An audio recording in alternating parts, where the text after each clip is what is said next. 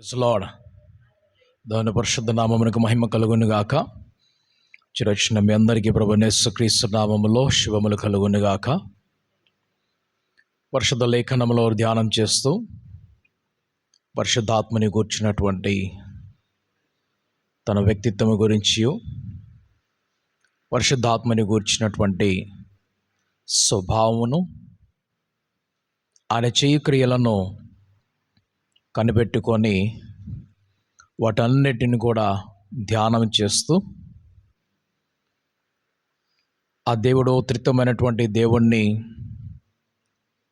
మనమందరం కూడా పరిశోధిస్తున్న వారమై, తెలుసుకుంటున్న వారమై, ఆ దేవాది దేవుణ్ణి పొందుకునేటువంటి ప్రయత్నం చేస్తున్న వారమై గత 9 వారములుగా పరిశుద్ధాత్మని గురించి మనం ధ్యానం చేశాము. ఈ రాత్రి కూడా పరిశుద్ధాత్మని యొక్క క్రియలను, పరిశుద్ధాత్ముడు ఎవరై ఉన్నారనియు, ఆయనను ఏ విధముగా ఈ లోకము గుర్తించినది, ఇవన్నీ కూడా మనం ధ్యానం చేస్తాం. దేవుడి లేఖనాలలో తన కుమారుని భూలోకంలోకి పంపిస్తానని, లేదా రక్షకుణ్ణి భూలోకానికి పంపిస్తానని, మానవుల విమోచన కొరకు, మానవుల రక్షణ కొరకు ఆయన వస్తాడని పలికినటువంటి ఆ మాట, అది క్రీస్తు యేసే అనేది ఎలా తెలుసుకున్నారు అని అనేకమైనటువంటి లేఖనాల్ని పరిశోధించినప్పుడు తెలియపరచబడింది. రాజైనటువంటి హేరోదుకు బెత్లెహేములో పుట్టినటువంటి ఆ శిశువు లోకరక్షకుడు అనే మాట ఎలా తెలిసిందంటే, ఆయన లేఖనములను తెలిసిన వారిని పిలిపించి ప్రవక్తలు ముందుగా పలికినటువంటి మాటలను ధ్యానం చేసి ఆయన ఎక్కడ పుడతాడని, ఎవరి వంశంలో, ఎవరి గోత్రంలో, ఎవరి ఇంట్లో పుడతాడని, ఆయన ఏ సమయంలో పుడతాడని, ఆయన ఎలాగూ పుడతాడని, ఇవన్నీ తెలుసుకున్నప్పుడు అవన్నీ క్రీస్తు యేసులో కనిపించాయి. అందుకు హేరోదు ఆ పుట్టినటువంటి శిశువు ఎవరో కాదు, క్రీస్తు యేసే రక్షకుడే అని చెప్పేసి తెలుసుకొని, ఆయన యూదులకు రాజు అని ఈయనకి తెలుస్తున్నప్పుడు కలవరపడి, ఆయన సింహాసనం ఆయన చేతి నుండి దాటిపోతుందేమో భయపడి 2 సంవత్సరములలోగా ఉన్నటువంటి చిన్నపిల్లలందరినీ చంపించేస్తాడు. ఆ క్రీస్తు ఎక్కడున్నాడో తెలియదు, ఆయనకి కనుగొనలేకపోయాడు. అయితే బెత్లెహేములో ఎఫ్రతాలో పుడతాడని, పశువుల పాకలో పుడతాడని ఆయనకి తెలియచేయబడింది. అయితే క్రీస్తును కనుగొనడానికి వెళ్ళినప్పుడు ఆయన అక్కడ లేడు. ఎందుకంటే దేవుని దూత యోసేపు నొద్దకు, మరియ నొద్దకు వచ్చి శిశువుని తీసుకొని ఐగుప్తునకు పారిపోండి అని చెప్పాడు.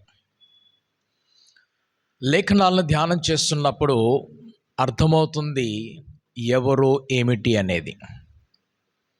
ఒకసారి బాప్తిస్మిస్తున్నటువంటి యోహాను దగ్గరకు పరిసయ్యులు, శాస్త్రులు కొంతమందిని పంపించి వారిని ఈ విధంగా అడగమని చెప్పారు. అసలు నీవెవరువు? నీవు మెస్సయ్యవా? నీవెందుకు బాప్తిస్మిస్తున్నావు? నీవు దేవుని కుమారుడవా? నీవు రక్షకుడవా? రానయ్యున్నవాడవు నీవేనా అని చెప్పి అడిగినప్పుడు బాప్తిస్మిచ్చి యోహాను అంటున్నాడు, నేను కాదని చెప్పాడు. మరి నీవెవరువో? నీ ప్రవక్తవా అని అడిగారు.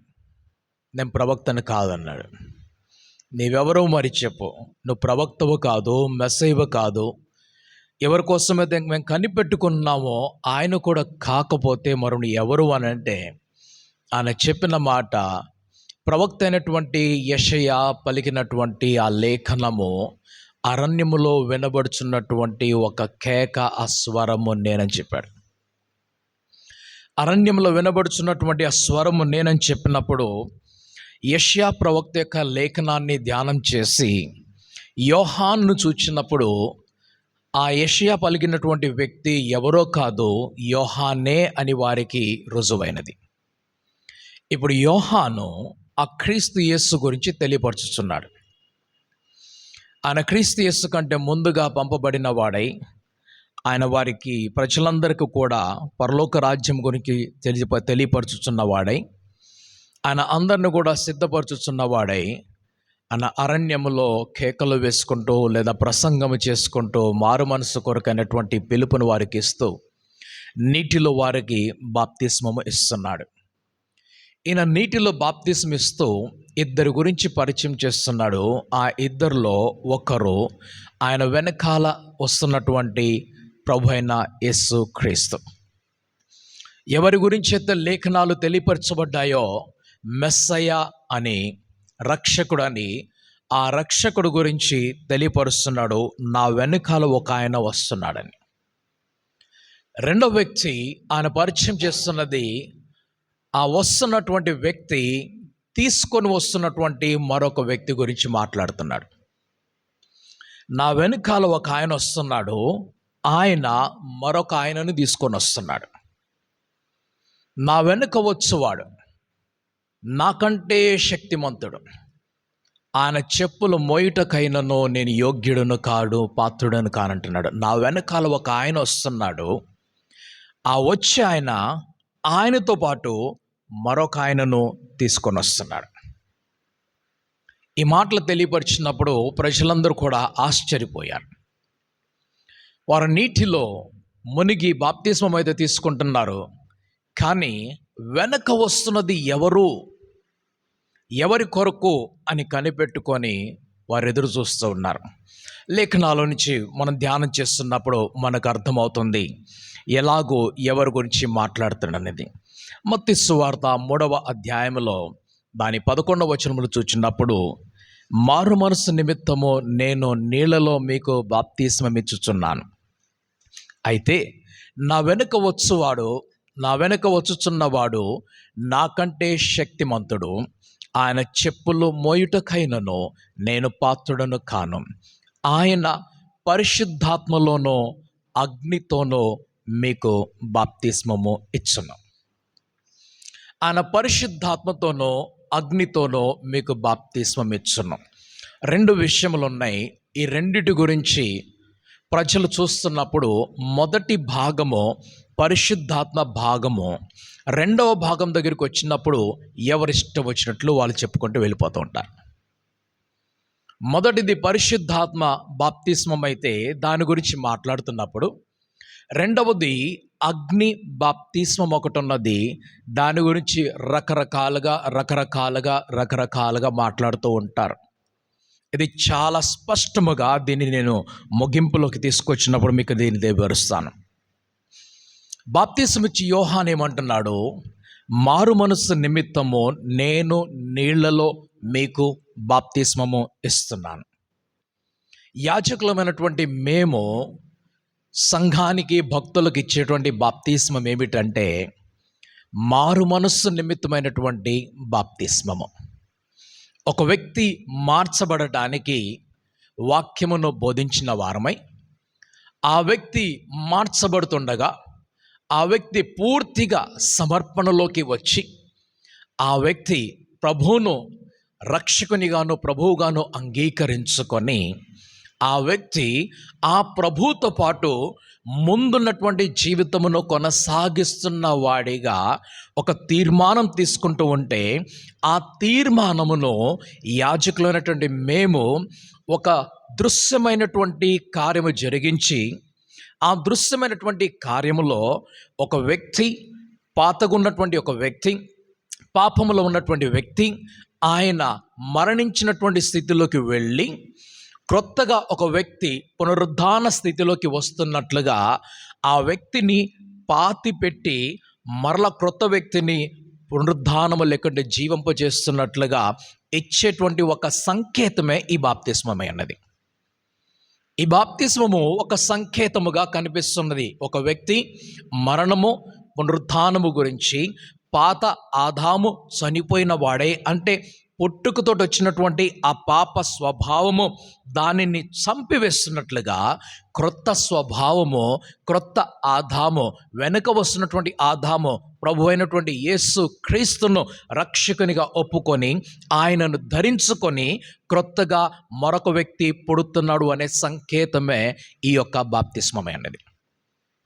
నీటిలోకి తీసుకొని వెళ్ళి చూపిస్తున్నట్టుగా, కనిపిస్తున్నట్లుగా, అందరికీ కనిపించే విధముగా చేసే ఒక కార్యము బాప్తిస్మ కార్యం అనేది. అయితే ఇది మారు మనస్సు కొరకు ఆరంభ కార్యము మాత్రమే, ఇది ముగింపు కాదు.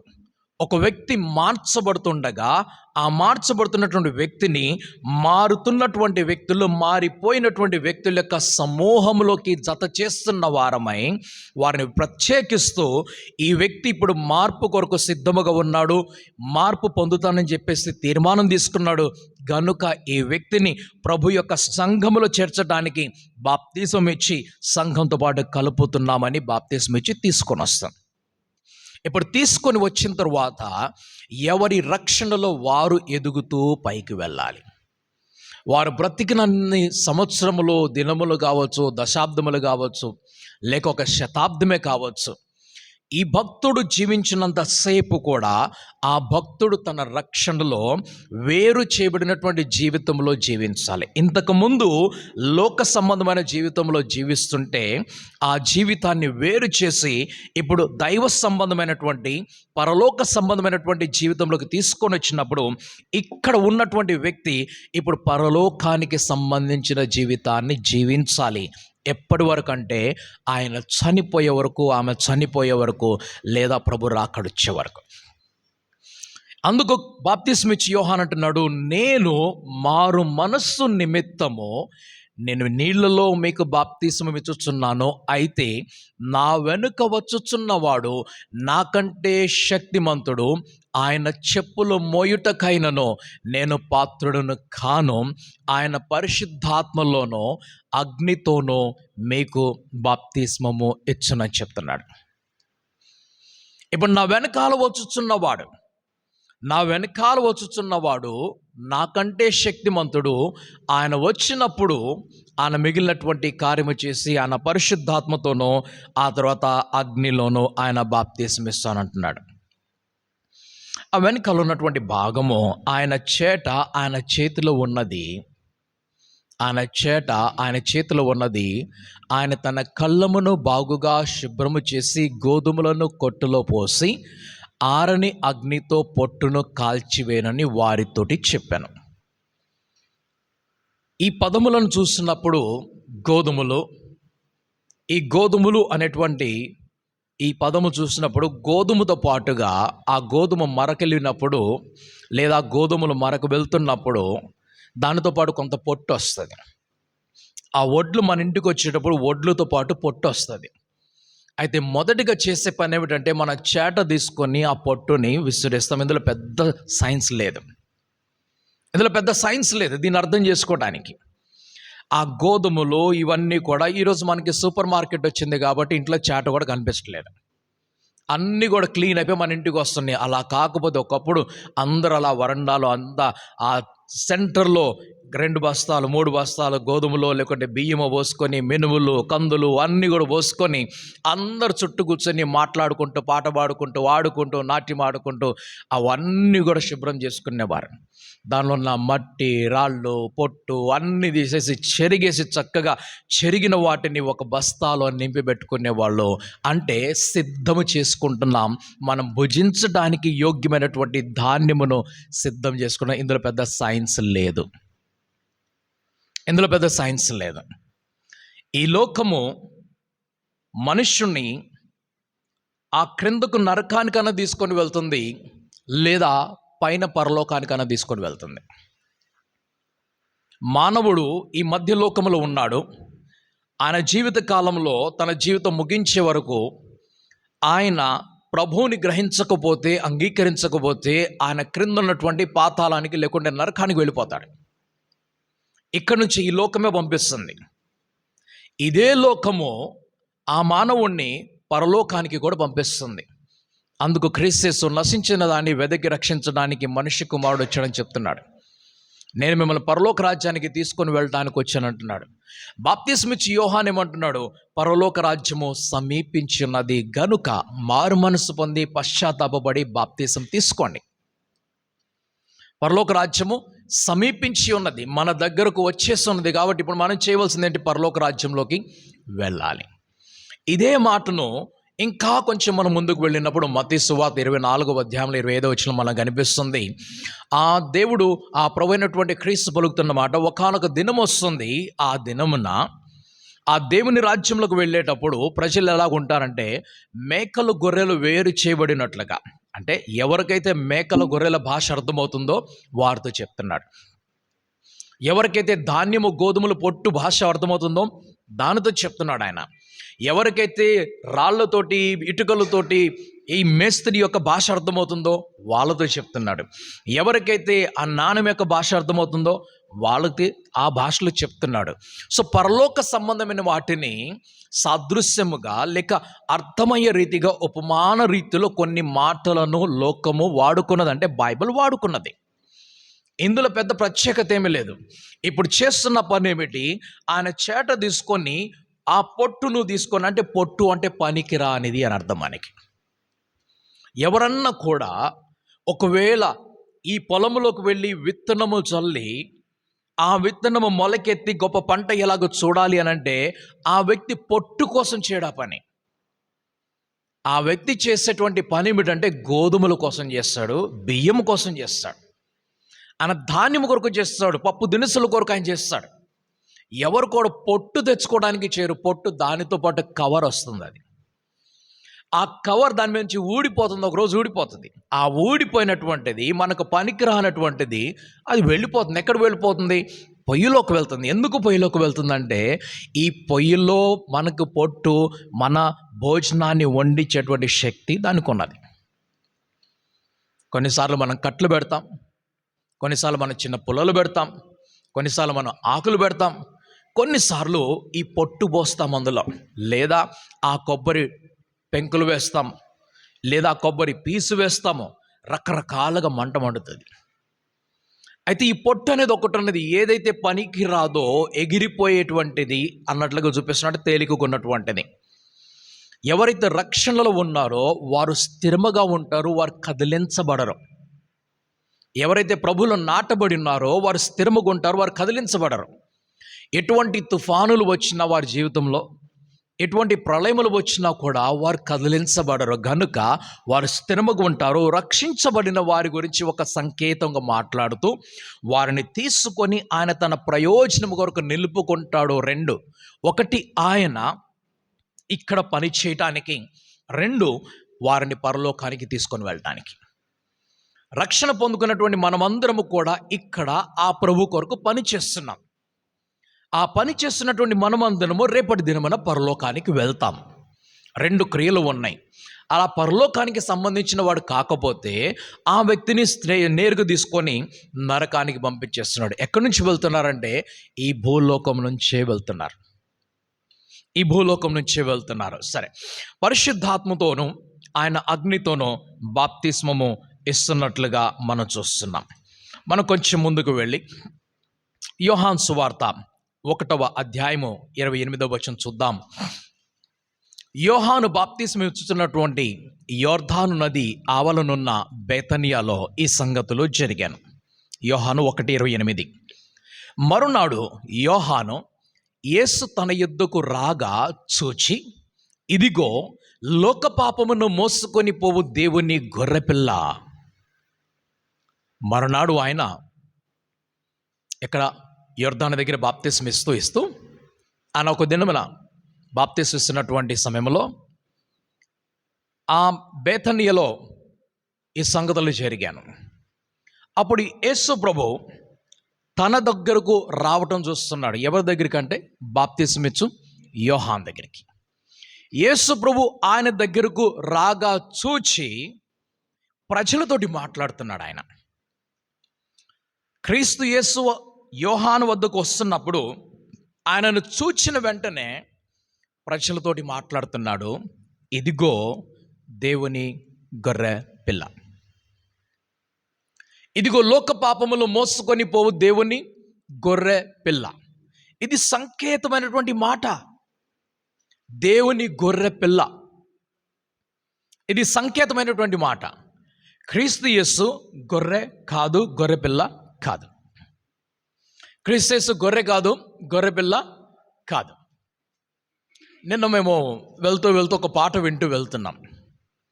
ఆ పాట వింటూ వెళ్తుంటే ఈ 23వ కీర్తన ఆధారముగా రాసినటువంటి ఒక హిందీ పాట అని కొంచెం ఆశ్చర్యం అనిపించింది నాకు. మనుషులు మాటలు వాడేటప్పుడు కొంచెం తెలివిగా వాడితే బాగుండేది అనిపించింది. ఆ పాటలో పాట పాడుతున్న వ్యక్తి ఏమంటున్నారంటే, తూ ముझे హరి హరి ఘాస్ చరాతా హై. ఇది సంకేతము. దావీదేమంటున్నాడు, ఎలాగైతే మంచి గొర్రెల కాపరి ఆ పచ్చిక కలిగినటువంటి ఆ గడ్డి దగ్గరికి తీసుకొని వెళ్ళి గొర్రెలకి ఆహారం పెట్టి శాంతకరమైనటువంటి జలముల దగ్గర తీసుకొని వెళ్ళి త్రాపిస్తాడో, అలాగూ నీవు నా మంచి కాపరివి, నీవు నాకు ఇంకా బాగా చేస్తావు అని చెప్పేసి ఆయన పోలిక చేస్తూ మాట్లాడుతున్నాడు. అయితే ఈ పాట నేరుగా నీవు నాకు గడ్డి తినిపిస్తావని చెప్పి రాస్తుంది. నీవు నాకు పచ్చి గడ్డిని తినిపిస్తావు. అంత పచ్చికి కూడా రాయకూడదు, అంత పచ్చికి కూడా మనం పాడకూడదు. ఏదైతే పోలిక చేయబడిందో పోలిక వరకు మాత్రమే చూడాలి. పోలిక చేయబడింది, పోలిక వరకు మాత్రమే చూడాలి. ఈ పోలిక చేయబడిన దానిలో క్రీస్తు యేసు దేవుని గొర్రెపిల్ల అన్నప్పుడు చూసిన వారందరూ యోహాన్ చెప్పాడు, అదిగో గొర్రెపిల్ల వెళ్తుంది. ఎవరు చెప్పారు ఈ మాట? యోహాన్ చెప్పాడు. ఏమని? ఇదిగో లోక పాపాలు మోసుకొని దేవుని గొర్రెపిల్ల. అంటే యేసు వెళ్తా ఉంటే ఎవరు వెళ్తున్నారంటే గొర్రెపిల్ల పోతుంది, దేవుని గొర్రెపిల్ల పోతుంది. ఇది కాదు వాడవలసినటువంటి మాట. ఆయన ఎందుకు ఈ మాట చెప్పాడంటే, యెషయా ఏమని రాస్తున్నాడు, 53వ అధ్యాయము 6-7 వచనములలో, మనమందరము గొర్రెల వలె త్రోవ తప్పిపోతిమి. యెషయా 53:6-7 వచనములలో, మనమందరము గొర్రెల వలె త్రోవ తప్పిపోతిమి, మనలో ప్రతివాడును తనకిష్టమైన త్రోవకు తొలగిను. యెహోవా మనందరి దోషమును ఆయన మీద మోపెను. ఆయన మీద అంటే ప్రభువైన యేసుక్రీస్తు మీద, రానున్న వాడి మీద. యెషయా ఈ మాట క్రీస్తు యేసు రాకముందు కొన్ని వందల సంవత్సరాల ముందు చెప్తున్నటువంటి మాటని. 7వ వచనము, అతడు దౌర్జన్యమునందెను, బాధింపబడినను అతడు నోరు తెరవలేదు. వదకు తేబడు గొర్రెపిల్లయు బొచ్చు కత్తిరించువాని ఎదుట గొర్రెయు మౌనంగా నుండునట్లు అతడు నోరు తెరవలేదు అని చెప్తున్నాడు. ఈ దేవుని గొర్రెపిల్ల గురించి మాట్లాడుతున్నాడు. ఎందుకు దేవుని గొర్రెపిల్ల అనేటువంటి ఈ పోలిక వచ్చిందంటే, మానవులు చేసేటువంటి పాపములకు ప్రాయశ్చిత్తముగా ఒక గొర్రెపిల్ల వధించబడాలి. ఇప్పుడు మానవులందరి పాపములు తాను మోసుకున్నవాడై చివరిగా మనుషులందరి పాపము, ఇంతకు ముందు పుట్టినవారు, ఇప్పుడున్నవారు, తర్వాత పుట్టబోతున్న వారందరి యొక్క పాపములు క్షమించడానికి ఒక్కసారిగా క్రీస్తు యేసు ఆ గొర్రె పిల్లను ప్రక్కన పెట్టేసి ఆ వధకు వచ్చినప్పుడు, ఆ వధకు తీయబడుతున్నటువంటి ఆ గొర్రె పిల్ల స్థానములో ఆ బలిపీఠం మీదకు వెళ్ళటానికి ఆయన శిలువ మీదకు వెళ్ళాడు. ఆయన అక్కడ బలిగా అర్పించబడ్డాడు. ఆ బలి అర్పించబడుట చేత అందరి పాపములు క్షమించబడుతున్నవి. ఎవరైతే ఆయన దగ్గరకు వచ్చి ప్రభువు నన్ను క్షమించు అని అడుగుతారో వారందరి పాపములు క్షమించబడి, అప్పుడు వారు ఆ క్షమించబడిన వారి యొక్క గుంపులో చేర్చబడటానికి వారు నీటిలో బాప్తీసం తీసుకొని ఆ యాజకుని చేత సంఘంలోకి చేర్చబడతారు. అది దేవుని యొక్క గొర్రె పిల్ల అని పలికినటువంటి మాట. అదేమంటున్నాడు ఆయన? నా వెనుక వచ్చు ఒక మనుష్యుడు, 30వ వచనంలోకి వెళ్తున్నాం మనము. యోహాను సువార్త 1వ అధ్యాయం 30వ వచనంలో, నా వెనుక ఒక మనుష్యుడు వచ్చుచున్నాడు, ఆయన నాకంటే ప్రముఖుడు. ముందేమన్నాడు? నాకంటే శక్తిమంతుడు అని చెప్పాడు. ఇప్పుడేమంటున్నాడు? నాకంటే ప్రముఖుడు. యోహాను సువార్త 1వ అధ్యాయం 30వ వచనము, నా వెనుక ఒక మనుష్యుడు వచ్చుచున్నాడు, ఆయన నాకంటే ప్రముఖుడు గనుక నాకంటే ముందటివాడు ఆయను. ఆయన నాకంటే ముందటివాడు ఆయనని నేను ఎవరిని గూర్చి చెప్పితున్నో ఆయనే ఈయన. ఆయనే ఈయన. అయితే బాప్తిసం ఇచ్చి యోహాను నీటి దగ్గరికి వెళ్ళాడు. నీటిలోకి వెళ్ళక ముందుగా అరణ్యంలోకి వెళ్ళి, ఆ అరణ్యంలో, యోర్దానులో ఉన్నటువంటి అరణ్యములో అటు ఇటు వచ్చిపోతున్న వారందరికీ ఆయన సువార్త చెప్తున్నాడు. దీని అర్థం చేసుకోవాలంటే, మన గ్రామాలలో, మన ఊరిలో ఆ వీధిలో నిలబడి సువార్త చెప్తూ ఉంటారు. నడి రోడ్డులో నిలబడి, 4 రోడ్లు కలిసే దగ్గర నిలబడి సువార్త చెప్తూ ఉంటారు. ఒక్కొక్క వీధిలోకి వెళ్ళి సువార్త చెప్తూ ఉంటారు. ఎక్కడైతే జనములు ఉన్నారో అక్కడికి వెళ్ళి సువార్త చెప్తూ ఉంటారు. ఈ సువార్త చెప్పినప్పుడు మారు మనస్సు కొరకు సువార్త చెప్పి లోకరక్షకుడైనటువంటి క్రీస్తు యేసును వారికి పరిచయం చేస్తారు. వారు ప్రభువుని అంగీకరించడానికి సిద్ధపడినప్పుడు వారిని దైవాలయం వద్దకు తీసుకొని వచ్చి ఆ దైవాలయంలో పరిచయం చేసి, ఆ దేవాలయంలో నుండి వారిని నదిలోకి తీసుకొని వెళ్ళి వారికి బాప్తిజం ఇచ్చి వారిని ఆలయంలోకి, సంఘంలోకి చేర్చుకుంటారు. ఇలాగ యోహాను కూడా ఆ యోర్దాను నదిలోకి రాకముందుగా ఆయన అరణ్యములో నిలబడి, ఎందుకంటే అరణ్యములో వినబడుచున్న ఒక స్వరము నేనన్నాడు గనుక అరణ్యములోకి వెళ్ళి అరణ్యములో అటు ఇటు వెళ్తున్నటువంటి వారందరికీ సువార్తని చెప్పి వారిని చేర్చుకొని, ఎవరైతే అక్కడ మారు మనసు పొంది పరలోకానికి వెళ్ళాలనుకున్నో వారిని యోర్దాను నదిలోకి తీసుకొని వస్తాడు. ఈ యోర్దాను నదికి వచ్చినప్పుడు బాప్తిసం ఇచ్చేటప్పుడు ఏమంటున్నాడంటే, ఆయన అందరికీ చెప్తున్నాడు. క్రీస్తు వచ్చిన తర్వాత చెప్పడం లేదు, రాక ముందే చెప్తున్నాడు. మొట్టమొదటిగా బాప్తిసం పొందుకున్న ఎవరైతే వ్యక్తి ఉన్నాడో ఆ వ్యక్తితోటి, రెండో వ్యక్తితోటి, మూడో వ్యక్తితోటి, గుంపులతోటి, పరిస్థితులతోటూ, శాస్త్రులతోనూ సర్పసంతానమా రాబో ఉగ్రత నుండి తప్పించుకోవడానికి బుద్ధి చెప్పిన వాడు ఎవరని చెప్పి ఏ గుంపు గురించి వాళ్ళందరితో ఏమని చెప్తున్నాడంటే, మీరు బాప్తిసం తీసుకొని వెళ్తున్నారు, ఇప్పుడు ఇది మాత్రమే కాదు, ఇంకొక బాప్తిసం ఉన్నది. ఆ బాప్తిసం మరి ఎవరిస్తారు? ఇప్పుడు ఇచ్చానంటే నేను కాదు ఇచ్చేది, నా వెనుక వచ్చేవాడు ఇస్తాడు. ఆ బాప్తిసం నేను కాదు ఇచ్చేది, నేను కేవలము మారు మనస్సు కొరకు మాత్రమే మీకు బాప్తిసం ఇస్తున్నాను, నీటిలో బాప్తిసం ఇస్తున్నాను. నా వెనుక వచ్చేవాడు పరిశుద్ధాత్మలోనూ అగ్నిలోనూ మీకు బాప్తిసం ఇస్తాడు. ఈ మాట చెప్పాడు. అయితే ప్రజలలో చాలామంది యోహాను చెప్పిన ఈ మాటను బట్టి కనిపెట్టుకొని ఉన్నారు. ఆ రోజు బాప్తిసం పొందుకుంటున్న వారందరితోటి మాట చెప్తున్నాడు. ఇది మాత్రమే కాదు, ఈ బాప్తిసం కేవలం మారు మనసు కొరకు నేను ఇస్తున్నాను, నీటితో మీకు ఇస్తున్నాను, పరిశుద్ధాత్మతోనూ అగ్నిలోనూ బాప్తిసం మీకు తర్వాత దొరుకుతుంది, దాని కొరకు మీరు ఎదురు చూడాలి, ఇది తీసుకొని వెళ్ళిపోవద్దు. వారందరూ ఎదురు చూస్తూ ఉంటే ఆ నిరీక్షిస్తున్నటువంటి సమయంలో ప్రభువైన యేసుక్రీస్తు యోర్దాను నదిలో యోహానున్న ప్రదేశం దగ్గరికి వచ్చేసాడు. ఆయన రావటానికి గల కారణం ఏమిటంటే, ఆయన బాప్తిసం తీసుకోవడానికి వచ్చాడు. యూదుల ఆచార ప్రకారముగా 30 సంవత్సరముల వయస్సు కలిగినటువంటి ఒక వ్యక్తి సేవ కొరకు ముందుకు వెళ్ళొచ్చు. బాప్తిసం ఇచ్చి యోహాను కూడా సేవ కొరకు సంపూర్ణంగా సమర్పించబడి ఆయన సేవ చేస్తున్నటువంటి కాలం ఒకవేళ చూసినట్లయితే 30 సంవత్సరముల వయసు వచ్చినప్పుడు, ఆయన క్రీస్తు యేసు కంటే 6 మాసముల ముందు పుట్టాడు. ఆయన భౌతికముగా ఈ లోకంలో పుట్టినప్పుడు క్రీస్తు యేసు కంటే ముందుగా 6 మాసముల ముందు పుట్టాడు గనుక ఆయన పరిచర్యను 6 మాసముల ముందు బహుశా ఆరంభించుంటాడు. దాదాపు 6 మాసములుగా వీరందరూ బాప్తిసం తీసుకుంటున్నారు, వస్తున్నారు, వెళ్తున్నారు.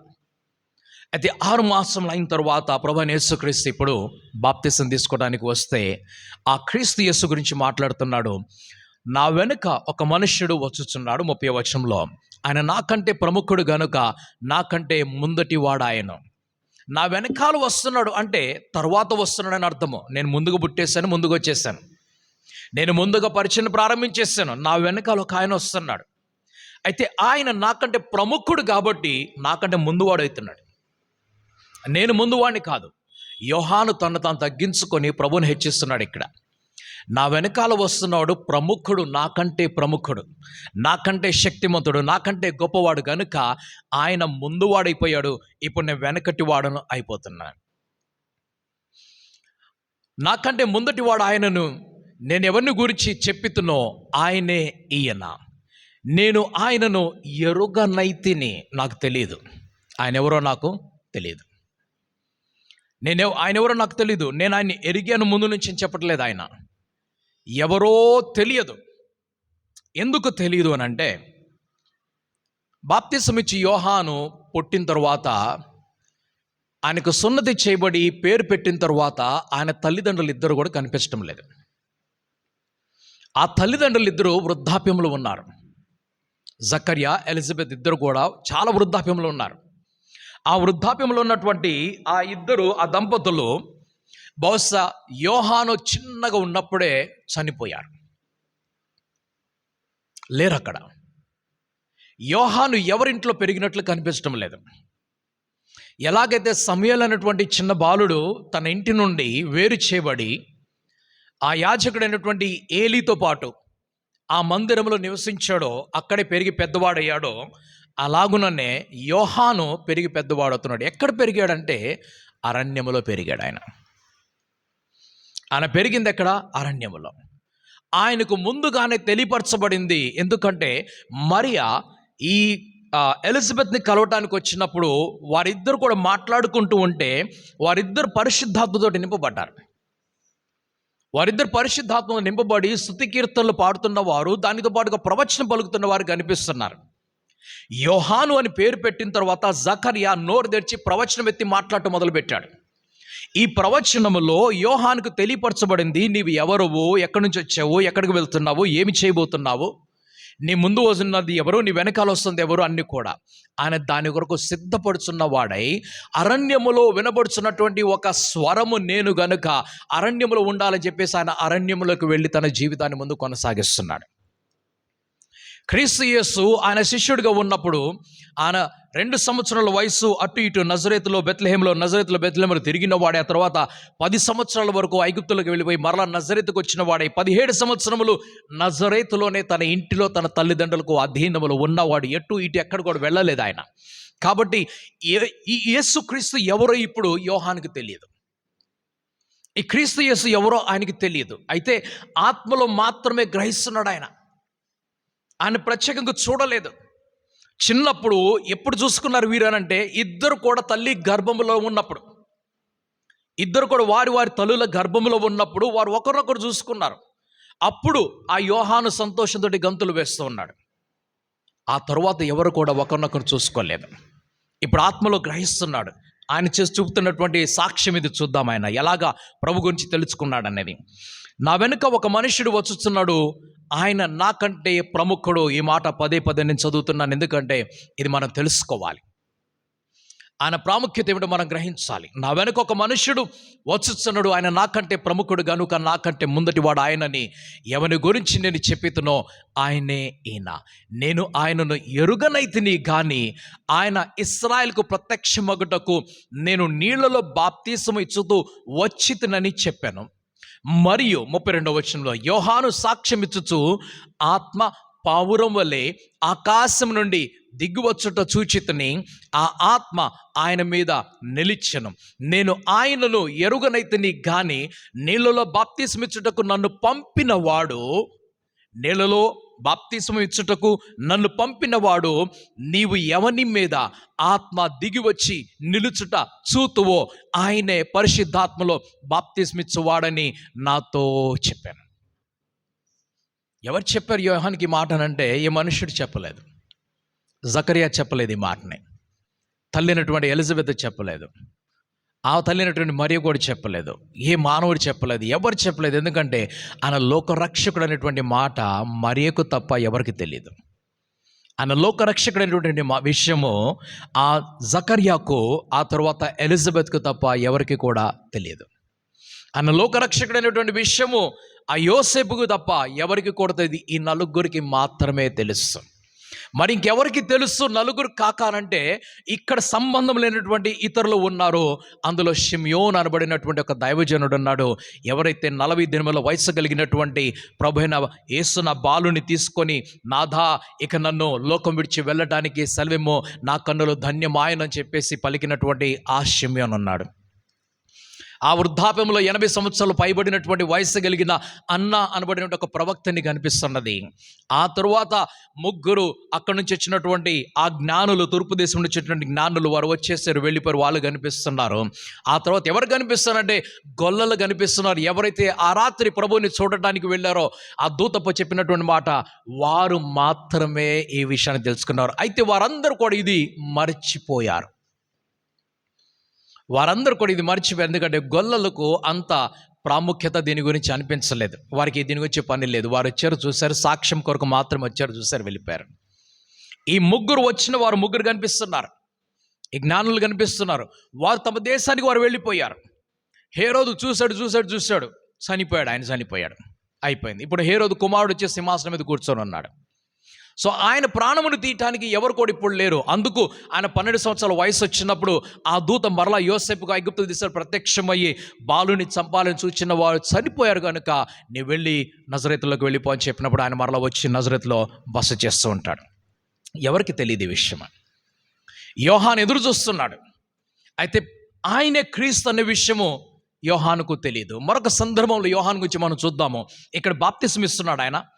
ఈ పరిశుద్ధాత్మ గురించి చెప్పాడు, ఇదిగో ఈయనే అని చెప్పాడు. అన్నీ అయిపోయిన తర్వాత ఒక రోజు యోహాను ఆ రాజుకు వ్యతిరేకంగా మాట్లాడినప్పుడు, ఆయన చేస్తున్న పాపానికి వ్యతిరేకంగా మాట్లాడినప్పుడు ఆ రాజాన్ని తీసుకొని వెళ్ళి జైల్లో పడేస్తున్నాడు. యోహాన్ జైల్లో ఉన్నప్పుడు ఆయన శిష్యులను పంపించి ఇప్పుడు క్రీస్తు యేసు దగ్గరకు పంపించి అడగమంటున్నాడు, రానున్నవాడు అసలు నీవేనా, ఇంకెవరి కోసం మనం ఎదురు చూడాలా అని అడుగుతున్నాడు. రాబోవాడువు నీవేనా? ఇప్పుడేమంటున్నాడు ఇక్కడ యోర్దాను నదిలో? కొన్ని రోజుల ముందే యోర్దాను నదిలో ఏమంటున్నాడంటే, ఇదిగో ఆత్మలో నేను గ్రహించాను, ఎవరైతే నన్ను పంపించాడో, ఎవరైతే నన్ను బాప్తిసమే చెప్పాడో, ఏ పని మీద అయితే పంపించాడో ఆయనే నాతో చెప్పాడు, నీవు ఎవరి మీద అయితే పరిశుద్ధాత్మ దిగి వచ్చుట నువ్వు చూస్తావో ఆయనే ఈయన చెప్పినప్పుడు ఈయన చూశాడు, మాట్లాడాడు. అయ్యా నేను యోగుడని కాదని చెప్పాడు. యేసుప్రభు అంటున్నాడు, ఇప్పుడు జరగనిది నీతి అవతి ఎలాగ జరగాలంటున్నాడు. బాప్తిసం తీసుకున్నాడు, అయిపోయింది, ముందుకు వెళ్ళిపోయాడు. అన్నీ జరిగిపోయాయి. ఆ తర్వాత మరలందరికీ చెప్తున్నాడు, ఎవరి గురించి అయితే నేను చెప్పానో ఈయనే అని చెప్తూనే ఉన్నాడు. చెప్పి ఆయన జైల్లో వేయబడినప్పుడు ఆయనకు ఒక సందేహం పుట్టుకొని ఇప్పుడు అడుగుతున్నాడు, రాబోవాడు నువ్వేనా? ఒకవేళ నీవైతే నన్ను ఎందుకు రక్షించడానికి రాలేదు? ఒకవేళ నీవైతే నన్ను జైల్లో నుంచి బయటకు తీసుకొని రావడానికి నువ్వెందుకు రాలేదు? నీ శక్తిని నువ్వెందుకు వాడలేదు? రాబోవాడు నీవేనా? అప్పుడు యేసుప్రభు ఏమంటున్నాడంటే, ఆ శిష్యులను తీసుకొని వెళ్ళి నీ కొన్ని పనులు చేస్తాను, మీరు చూడండి అని చెప్పాడు. వారి కళ్ళ ముందు కొన్ని పనులు చేశాడు. చేసిన తర్వాత అన్నాడు, మీరు విన్న వాటిని కన్న వాటిని యోహానుకు చెప్పండి అని చెప్పాడు. మీరు విన్న వాటిని కన్న వాటిని అన్ని కూడా యోహానుకి చెప్పండి అని చెప్పారు. వెళ్ళి ఆ చెరసాల్లో ఉన్నటువంటి యోహానుకి చెప్తున్నారు, రాబోవాడు ఎవరో కాదు, ఆయనే, ఆయన చేస్తున్న పనులు ఇవిగో చూడన్నప్పుడు యోహాను నమ్మాడు. కానీ ఆ ప్రభు చేస్తున్న ఆ పనులను చూడటానికి ఆయన జైల్లోంచి బయటికి రాక కొద్ది దినములైన తర్వాత ఆయన చంపబడిపోతున్నాడు. ఎవరి గురించి అయితే నేను మీతో చెప్పానో, ఎలాగ నాకు తెలుసు అనంటే, ఎవరైతే నన్ను పంపించారో ఆయన నాకు ఒక గుర్తు చెప్పాడు. ఆ గుర్తు ఏమిటి అనంటే, ఎవరి మీదైతే పరిశుద్ధాత్ముడు పావురమాకారములో దిగి వచ్చుట నీవు చూస్తావో, క్రీస్తు యేసు పరిశుద్ధాత్మ గురించి యోహానుకు చెప్పక ముందుగానే ఆ దేవాది దేవుడు, ఆ తండ్రి అయినటువంటి దేవుడు, ఆ సృష్టికర్త అయినటువంటి దేవుడు ఎవరైతే పంపించాడో ఆయన పరిశుద్ధాత్మ గురించి ముందుగానే యోహానుకు చెప్తున్నాడు. అందుకు ఇద్దరు గురించి పరిచయం చేస్తున్నాడు ఆయన. ఒకటి, నా వెనుక వచ్చువాడు, ఆయన ఇంకొకరిని తీసుకొని వస్తాడు. ఇద్దరు చూస్తున్నాం మనం ఇక్కడ. నా వెనకాల వచ్చేవాడు, ఆయనతో పాటు వచ్చేవాడు, నన్ను పంపినవాడు. ముగ్గురు చూస్తున్నాం మొత్తం. నన్ను పంపినవాడు త్రిత్వం మరలా చూస్తున్నాం ఇక్కడ మనం. నా పంపినటువంటి ఆ తండ్రి అనే దేవుడు, రానయ్యున్నటువంటి ఆ దేవుని గొర్రెపిల్ల, ఆ ప్రభు రక్షకుడు, ఆ క్రీస్తు యేసు కుమారుడు, ఆయన తీసుకొని రాబోతున్నటువంటి పరిశుద్ధాత్ముడు. ముగ్గురు కనిపిస్తున్నారు. నా వెనుక వచ్చువాడు, ఆయనతో పాటు ఒక ఆయన్ని తీసుకొని వస్తాడు. ఆయన ఏం చేస్తాడంటే, మీకు పరిశుద్ధాత్మతోనూ అగ్నితోనూ బాప్తిస్మం ఇస్తాడంటున్నాడు. క్రీస్తు యేసు బాప్తిస్మం తీసుకున్న తరువాత పరిశుద్ధాత్ముడు ఆయన మీదకి దిగి వచ్చిన తర్వాత ఆ పరలోకం నుండి ఒక స్వరము వచ్చి, ఆ స్వరం ఏమంటుంది, ఈయన నా ప్రియ కుమారుడు, ఈయన యందు నేను బహుగా ఆనందించుచున్నాను, ఈయన మాట మీరు వినండి. ఆ స్వరం పరలోకం నుంచి వస్తున్నది. అది వచ్చినప్పుడు యోహానుకు నిర్ధారమైనది, నేను ఎవరి కోసమైతే ఎదురు చూస్తున్నాను, ఎవరి కొరకైతే నేను సిద్ధపాటు చేస్తున్నానో ఆ క్రీస్తు యేసు ఎవరో కాదు, ఈయనే. కాకపోతే ఆయన చెరసాలలో ఉన్నప్పుడు సందేహం పుట్టుకొని వచ్చింది, నిజముగా రాబోతున్న వాడువు నీవేనా అని చెప్పేసి. నేను ఆయనను ఎరుగనైతిని 33వ వచనంలో, కానీ నీళ్ళలో బాప్తిస్మమిచ్చుటకు నన్ను పంపిన వాడు నేను ఎవని మీద ఆత్మ దిగి వచ్చి నిలుచుట చూతునో ఆయనే పరిశుద్ధాత్మలో బాప్తిస్మిచ్చువాడని నాతో చెప్పాను. ఈయనే దేవుని కుమారుడని నేను తెలుసుకొని సాక్ష్యమిచ్చితిని అనెను. ఈయనే దేవుని కుమారుడని నేను తెలుసుకొని ఈయన గురించి నేను సాక్ష్యము ఇస్తూ ఉన్నాను. మరునాడు 35వ వచనంలో, ఇది 3వ రోజు, మరునాడు మరలా యోహాను అతని శిష్యులలో 2 నిలుచుచుండగా అతడు నడుచుచున్నటువంటి యేసు వైపు చూచి, మరొక రోజు మరలా యేసు ప్రభు అక్కడి నుంచి వెళ్తున్నాడు. ఆ నడుచుచున్నటువంటి యేసు వైపు చూచి, ఇదిగో దేవుని గొర్రెపిల్ల అని చెప్పాను. 37వ వచనం, అతడు చెప్పిన మాట ఆ 2 శిష్యులు విని యేసును వెంబడించారు. దేవుని గొర్రెపిల్లని చెప్పినప్పుడు ఇక మనం ఇక్కడ ఎందుకు ఉండాలి? ఎవరి కోరికైతే మనం కనిపెట్టుకున్నామో ఆ ప్రభు వెనకాల మేము వెళ్ళమా అని చెప్పంటే యోహాను వారిని పంపించేస్తున్నాడు అక్కడికి. యేసు వెనుకకు తిరిగి వారు తను వెంబడించుట చూచి మీరేమి వెతుకుతున్నారని వారిని అడుగుగా, వారు రబ్బీ నీవు ఎక్కడ కాపురున్నామని ఆయనను అడిగిరి. రబ్బీ అను మాటకు బోధకుడని అర్థము. ప్రభు ఏమంటున్నాడు, వచ్చి చూడండి ఆయన వారితో చెప్పగా వారు వెళ్ళి ఆయన కాపురమున్న స్థలము చూచి ఆ దినము ఆయన యొద్ద బస చేసిరి. అప్పుడు పగలు రమారమి 4 గంటల వేళ ఆయను. యోహాను మాట విని ఆయనను వెంబడించిన 2లో ఒకడు సీమోను, పేతురు యొక్క సహోదరుడైన అంద్రెయ. ఇతడు మొదట తన సహోదరుడైన సీమోను చూచి మేము మెస్సయ్యను కనుగొంటిమని అతనితో చెప్పి. లేఖనాలని చూస్తున్నారు. సమరయ స్త్రీ కూడా అడుగుతుంది, లేఖనాల్లో రాయబడినటువంటి ఆ మెస్సయ్యవు నీవేనా? మోషే పలుకుతున్నటువంటి ఆ వ్యక్తి గురించి మేము ఎదురు చూస్తున్నాము, ఎవరవు నీవేనా అన్నట్లుగా మాట్లాడుతున్నారు. అపోస్తల కార్యముల గ్రంథము 1వ అధ్యాయము 4వ వచనం చూసినప్పుడు ఆయన వారిని కలుసుకొని ఇలాగూ ఆజ్ఞాపించును, మీరు యెరూషలేము నుండి వెళ్ళక నా వలన విని నా తండ్రి యొక్క వాగ్దానము కొరకు కనిపెట్టుడి. యోహాను నీళ్లతో బాప్తిస్మమిచ్చాను కానీ కొద్ది దినములలోగా మీరు పరిశుద్ధాత్మలో బాప్తిస్మము పొందేదరని నేను. ఎవరు చెప్తున్నారు ఈ మాట? ప్రభువు అయిన యేసు క్రీస్తు చెప్తున్నాడు. అపోస్తల కార్యములు 1:4లో ప్రభువు అయిన యేసు క్రీస్తు చెప్తున్న మాట ఇది. ఆయన చెప్తున్నటువంటి మాట ఎవరో చెప్తున్నది కాదు. యోహాను మీకు నీళ్లతోటి బాప్తిస్మము ఇచ్చాడు, కానీ కొద్ది దినములైన తరువాత మీకు పరిశుద్ధాత్మతోటి బాప్తిస్మము ఇవ్వబడును. అపోస్తల కార్యముల గ్రంథము 2వ అధ్యాయంలోకి వెళ్దాం మనం. దాని మొదటి వచనం చూసినప్పుడు, పెంతెకోస్తు పండుగ దినము వచ్చినప్పుడు అందరూ ఒక చోట కూడి ఉండరి. అప్పుడు వేగముగా వీచు బలమైన గాలి వంటి ఒక ధ్వని ఆకాశం నుండి అకస్మాత్తుగా వారు కూర్చుండిన ఇల్లంతయు నిండెను. మరియు అగ్ని జ్వాల వంటి నాలుకలు విభాగింపబడినట్లుగా వారికి కనబడి వారిలో ఒక్కొక్కని మీద వ్రాలగా అందరు పరిశుద్ధాత్మతోటి నిండిన వారై ఆ ఆత్మ వారికి వాక్శక్తి అనుగ్రహించిన కొలది అన్య భాషలతోటి మాట్లాడసాగరి. ఆ కాలమున ఆకాశము క్రింద నుండి ప్రతి జనములో నుండి వచ్చిన భక్తి గల యూదులు యెరూషలేములో కాపురముండిరి. ఈ శబ్దము కలుగగా జనులు గుంపులుగా కూడి వచ్చి ప్రతి మనుష్యుడు తన స్వభావంతో వారు మాట్లాడుట విని కలవరపడిరి. ఎవరేదో మాట్లాడటం వింటే చూసి ఎందుకు కలవరపడాలి? ప్రతి మనుష్యుడు వారి వారి భాషతోటి కొంచెం ముందుకు తీసుకొని వెళ్తాను, మీకు అర్థమవుతుంది. అంతటా అందరు విభ్రాంతి నుండి 7వ వచనంలో ఆశ్చర్యపడి, ఇదిగో మాట్లాడుతున్న వీరందరూ గలిలయులు కారా? మాట్లాడుతున్న వారు ఎక్కడ వారంటే గలిలయ వాసులు అన్నమాట. అయితే 8వ వచనంలో, మనలో ప్రతివాడు తాను పుట్టిన దేశపు భాషతో వీరు మాట్లాడటం మనం వినుచున్నాము, ఇదేమి అని అంటున్నారు. ఉదాహరణకు మనం అర్థం చేసుకోవడానికి, మనం చైనా అనేటువంటి దేశానికి వెళ్ళాం. మనం చైనా అనేటువంటి దేశానికి వెళ్ళినప్పుడు ఆ చైనా భాష మనకు తెలియదు. మన భారతదేశంలో ఎలాగైతే వేల కొలది భాషలు ఉన్నాయో, చైనా దేశంలో కూడా వేల కొలది భాషలు ఉన్నాయి. ఆఫ్రికాలో ఒకటే భాష ఉన్నది అనుకుంటాం. ఆఫ్రికా దేశంలో కూడా అనేక భాషలు ఉన్నాయి, ఒక భాషనే కాదు. మన దేశంలో ఎన్ని భాషలు ఉన్నాయి అన్ని భాషలు అక్కడ ఉన్నాయి. అయితే ఇంగ్లీష్ దేశాల్లో మాత్రము ఒకే ఒక భాష, అరబిక్ దేశాల్లో మాత్రము, ఇస్లామిక్ దేశాల్లో మాత్రము ఒకే ఒక భాష కనిపిస్తున్నది. అందులో దాంతో కలిగినటువంటి కొంచెం ఉర్దూ, హిందీ కనిపిస్తుంది, కానీ మిగిలిన భాష మాత్రం ఒకటిగానే కనిపిస్తున్నది. మన దేశంలో ఇన్ని భాషలు ఉన్నాయి. ఒకవేళ మనం అక్కడికి వెళ్ళినప్పుడు అక్కడ ఉన్నటువంటి వారు ఏదో మాట్లాడుతున్నారు అనుకుందాం, వారి చర్చిలోని కూర్చున్నారు అనుకుందాం.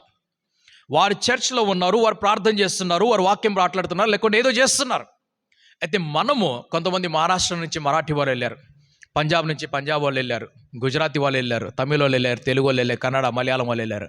అక్కడికి వెళ్ళినప్పుడు వారందరూ ఒక భాషతో మాట్లాడుతూ ఉంటే నాకు అనిపిస్తుంది తెలుగులో మాట్లాడుతున్నాడని, మరాఠీ ఆయన అనిపిస్తుంది ఆయన మరాఠీలో మాట్లాడుతున్నాడని, పంజాబ్ ఆయనకు అనిపిస్తుంది లేదు నా భాషలో గుజరాత్ అంటే లేదు నా భాష అంటున్నాడు, ఆ తమిళ అంటున్నాడు నా భాష అంటున్నాడు. అరే మన భాష ఏమిటి ఇది? వారు మాట్లాడేది ఒకటే ఒక భాష కాదు. నీకు తమిళ అనిపించింది, నాకు తెలుగు అనిపించింది, నీకు మరాఠీ అనిపించింది, నీకు హిందీ అనిపించింది, నీకు పంజాబీ. ఇదేమిటి? కలవరపడ్డారు. ఏమిటి అసలు ఇది? విభ్రాంతి నొందారు. అక్కడ పరిశుద్ధాత్ముడు వారికి కలుగు చేసినటువంటి ఆ వాక్శక్తి కొద్ది, వాక్శక్తి అంటే నోటిల మాట శక్తి, ఆ భాష శక్తిని ఇచ్చినప్పుడు వారు అన్య భాషలతోటి మాట్లాడారు. ఈ అన్య భాషలు నేటి దినమున చాలా క్లిష్టముగా కనిపిస్తూ ఉన్నాయి. ఎవరికి ఇష్టం వచ్చినట్టు వారు దాని గురించి తర్జుమా చేసుకుంటూ వెళ్ళిపోతున్నారు. ఒకళ్ళు ఉన్నదనంటే ఒకళ్ళు లేదంటారు, ఒకళ్ళు లేదంటే ఒకళ్ళు ఉన్నదంటే ఒకళ్ళు లేదంటే ఒకళ్ళు అదంటారు. చిన్న ఉదాహరణ, నేను ప్రభువైన యేసుని నా సొంత రక్షకునిగా ఒప్పుకోనప్పుడు నాకు పరిశుద్ధాత్మని గురించి పరిచయం లేదు. నా పరిశుద్ధాత్మ గురించి పరిచయం నాకు ఒకటి తెలుసు, యేసు ప్రభు యేసు ప్రభు యేసు ప్రభు, అదొక్కటే నాకు తెలుసు. ఇంకేమన్నా ఉంటే ఇంగ్లీష్ బైబిల్ చదువుతాను కాబట్టి జెహోవా అని ఒక మాట తెలుసు నాకు. ఇంకేమన్నా ఉంటే తెలుగు బైబిల్ చదువుతాను కనుక యెహోవా అని ఒక మాట తెలుసు. యెహోవా ఎవరో, యేసు ఎవరో, పరిశుద్ధాత్మ నాకు ఏం తెలిసేది కాదు. అసలు నాకు బైబిల్లో ఏబిసిడి తెలీదు. ఓపెన్ చేసుకునేవాడిని, చదివాను, ఓపెన్ చేసి చదివేవాడిని అంతే. చదివినది కూడా నాకు అర్థమయ్యేది కాదు. నాకు రక్షణ లేదు. అయితే నేను రక్షించబడాలని, మారు మనసు పొందాలని కోరిక నాకు ఉన్నది. నేను ప్రార్థన చేసుకునేటువంటి సమయంలో నాకు పెంతెకోస్తు స్నేహితులు లేరు, పెంతెకోస్తు పాస్టర్లు నాకు తెలీదు, పెంతెకోస్తు సంఘానికి నేను ఇప్పుడు కూడా వెళ్ళలేదు, నేను ఎవరిని చూడలేదు. అసలు అన్ని భాషలు అనేది ఒకటి ఉంటుంది అనే సంగతి కూడా నాకు తెలియదు. నేను ప్రార్థన చేసుకుంటున్నప్పుడు, నేను ఉదయకాలం నేను చెప్పాను, ఇక్కడ ప్రార్థనలో నేను చెప్పాను ఈ మాటనే, నేను ప్రార్థన చేసుకుంటున్నప్పుడు నాకు తెలియకుండా నా భాష మారిపోయింది. నా భాష మారిపోయింది. నేను వేరొక భాషలో మాట్లాడటం మొదలుపెట్టాను. నేను ఏంటి ఇది అని చెప్పేసి కలవరపడిపోయి నేను మరలా హిందీలో ప్రార్థన చేయడం మొదలుపెట్టేవాడిని. ఆ హిందీ సగం కాస్త మళ్ళీ మారిపోయేది. ఈ హిందీ ఏంటో ఇట్లా వెళ్ళిపోతుందని మరలా ఇంగ్లీష్లో ప్రార్థన చేయడం మొదలుపెట్టేవాడిని. ఇంగ్లీష్ మళ్ళీ కాస్త ఆ భాషలోకి వెళ్ళిపోయేది. ఇదేంటి మరలా అని చెప్పి కొద్దిసేపు దాని వల్ల బ్రేక్ తీసుకొని మళ్ళీ తెలుగులోనే స్టార్ట్ చేసేవాడిని తెలుగులోనే, స్టార్ట్ చేసేవాడిని ఇంగ్లీష్లోనే, స్టార్ట్ చేసేవాడిని హిందీలోనే. కానీ ఆ భాష మారిపోయి ఎక్కడికో వెళ్ళిపోయేది నాకు తెలియదు. అది అప్పుడు ఎవరింట్లో అయితే నేను ఉంటున్నానో ఆ దైవజనుడైనటువంటి ఆ సిఎస్ఐ పాస్టర్ గారు నాతో చెప్పారు, సార్ మీకు పరిశుద్ధాత్మ బాప్తిస్మం వచ్చింది సార్ అని చెప్పి. నాకు అప్పటి వరకు పరిశుద్ధాత్మ బాప్తిస్మం అంటే ఏంటో తెలియదు. అప్పుడు నేను తెలుసుకోవటం ప్రారంభించాను. అప్పుడు నేను పరిశుద్ధాత్మ గురించి ధ్యానం చేయటం మొదలుపెట్టాను. అప్పటి నుంచి ఇప్పటి వరకు నేను పరిశుద్ధాత్మ యొక్క అన్ని భాషలు మాట్లాడుతూనే ఉన్నాను. అది మీకు అర్థం కాకపోయినా నేను నా దేవుడు మా ఇద్దరి మధ్యలో భాష జరుగుతూనే ఉంటుంది. ఆత్మతోటి మాట్లాడేటప్పుడు ఆ తెలియనటువంటి ఒక శక్తి వస్తుంది. మీరు పరిశుద్ధాత్మను పొందుకున్నప్పుడు మీరు శక్తిని పొందుకుంటారన్నప్పుడు ఆ ధైర్యము, ఆ సాహసము, ఆ శక్తి అక్కడి నుంచి వస్తుంది. మరొక వాక్యం చదువుకొని మనం ముందుకు వెళ్తున్నాం. అపోస్తల కార్యముల గ్రంథము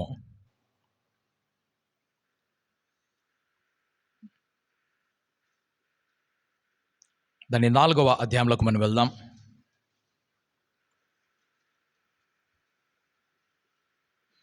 4వ వచనం, వాక్యం వినిన వారిలో అనేకులు నమ్మిరి, వారిలో పురుషుల సంఖ్య ఇంచుమించు 5,000 ఆయను. మరునాడు వారు అధికారులను, పెద్దలను, శాస్త్రులను యెరూషలేములో కూడుకొనిరి. ప్రధాన యాజకుడైన అన్నయ్య కైపయ్యు, యోహానును, అలెగ్జందరును, ప్రధాన యాజకుని బంధువులందరూ వారితో కూడా ఉండిరి. 7వ వచనంలో, వారు పేతురును, యోహానును మధ్యను నిలబెట్టి, మీరు ఏ బలము చేత, ఏ నామమును బట్టి దీనిని చేసితురని అడుగగా, పేతురు పరిశుద్ధాత్మతోటి నిండిన వాడ. 8వ వచనంలో, 4వ అధ్యాయం అపొస్తలుల కార్యములు 8వ వచనము.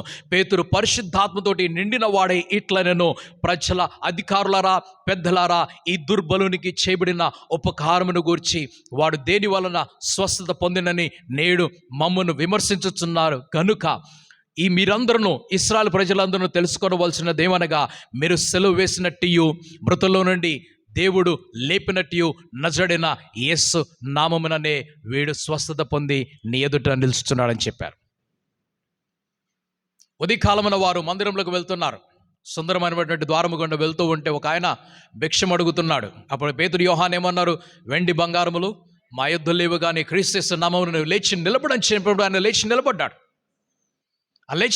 ఇప్పుడు నిలబడినప్పుడు ఈ అధికారులందరూ, యాజకులు, అన్నా కైఫా, ఏ అన్నా కైఫా అయితే పట్టుకొని యేసుప్రభుని సెలువు దగ్గర తీసుకొని వెళ్ళారో ఆ అన్నా కైఫా, ఏ యాజకులు అయితే పట్టుకొని తీసుకొని వెళ్ళారో ఆ యాజకులు, అలెగ్జాండర్ ప్రధానులు, వీరందరూ కూడా నిలబెట్టేసి పేతురు, యోహాను మధ్యలోకి తీసుకొచ్చి నిలబెట్టి అడుగుతున్నారు, ఏ నామమును బట్టి మీరు పని చేశారు?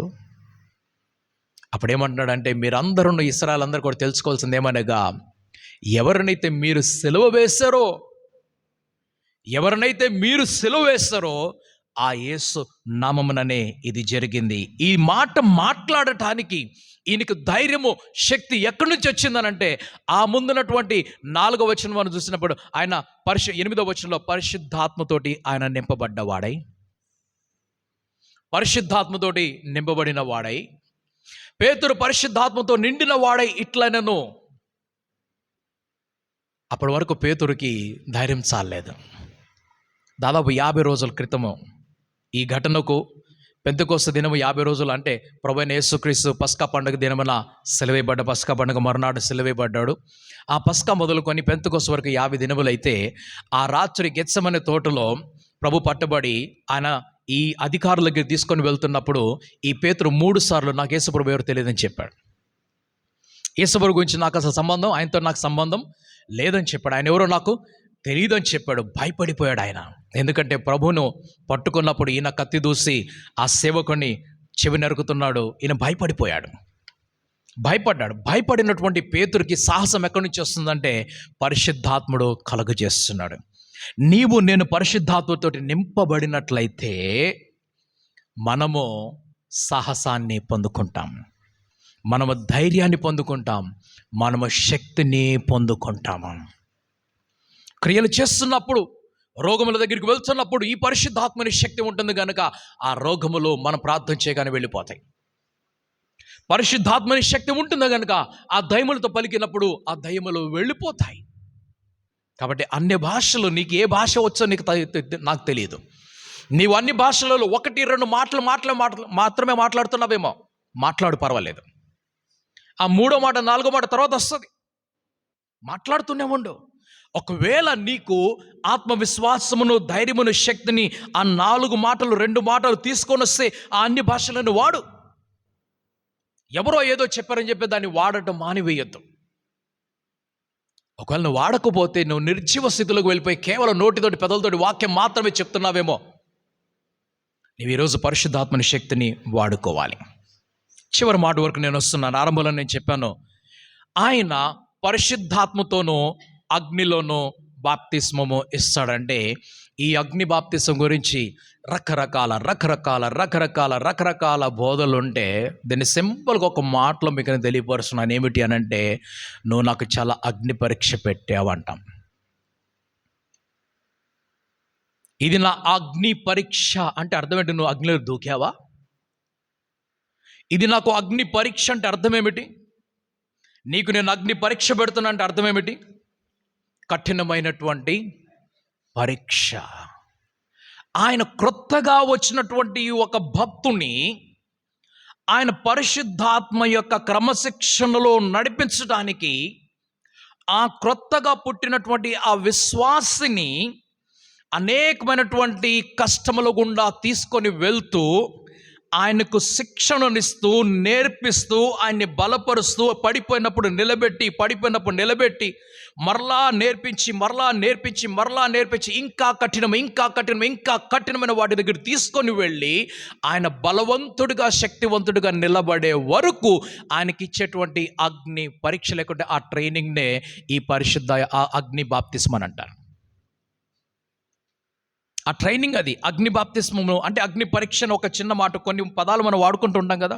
అందుకని స్టార్టింగ్ నుంచి పదాల గురించి నేను చెప్తున్నాను. ఇదిగో దేవుని గొర్రెపిల్ల అంటే వెళ్తున్నవాడు గొర్రెపిల్ల అని చెప్పకూడదు. పౌలు అంటున్నాడు, ప్రభువు నేను అన్నింటినీ చెత్తగా భావిస్తున్నానని చెప్పేశానంటే కొందరు డబ్బులు జేబులో పెట్టుకొని వెళ్ళి నేను చెత్త తీసుకొని వెళ్తున్నాను ప్రభు, 100 రూపాయలు 100 చెత్త మాత్రమే ఉన్నది నా దగ్గర అనకూడదు. నేను పురుగుని నువ్వు పురుగు కాదు, నువ్వు మనిషివే, దీనత్వం ఉండాలి, నువ్వు పురుగు కాదు. నేను పనికి వాళ్ళని దాన్ని చెప్పి ఒకవేళ ఇదే మాట విని ఎవరన్నా ఆంటీ పనికి వాళ్ళని ఆంటీ అని చెప్పి పిలకరిస్తే ప్రైజ్లాడ్ ఆంటీ అంటే మనం వాడకూడదు. వాడిని అక్కడికే వచ్చేసేయాలి, కోపం వచ్చేస్తుంది. ఇప్పుడు దాకా ప్రార్థన చేసింది, అన్ని భాషలు ప్రార్థన చేసి పనికి వాళ్ళని ఆంటీ అని చెప్పి అనగానే అంటే నువ్వే కదా ఇప్పుడు 100 సార్లు ప్రార్థనలో చెప్పావు నేను పనికి వాళ్ళని అని. పదాలు పోలిక కొరకు వాడుకుంటున్నప్పుడు వాటిని తీసుకొని నేరుగా వెళ్ళకూడదు. ఆయన ఏదో అగ్నిలో వేసి మళ్ళీ కాల్చలేదు, ఆయన కాల్చేది అగ్నిలో కాదు, అక్కడ కాదు కాల్చేది. ఆ నరకంలో ఒక అగ్ని ఉన్నది, అది అగ్ని ఆరదు, పురుగు చావదు. అక్కడ సరే వెళ్ళే వాళ్ళు వెళ్తున్నారు, మనకి సంబంధం ఉన్నది. మన పరిశుద్ధాత్మక అభిషేకం లేక బాప్తిస్మము అంటే పూర్తిగా నింపబడటము, అలాగే అగ్నిలో మనము బాప్తిసం పొందుకోవటం అంటే అటువంటి క్రమశిక్షణలు. ఈ పేతురు యోహాను గురించి ఇప్పుడు మనం చూస్తున్నాం. వారు చేసినటువంటి ఒక స్వస్థతకు కారణముగా వారిని పట్టుకొని చెరసాలలో వేశారు. చెరసాలలో వేసినప్పుడు వీరు బలహీనము కాలేదు, భయపడలేదు.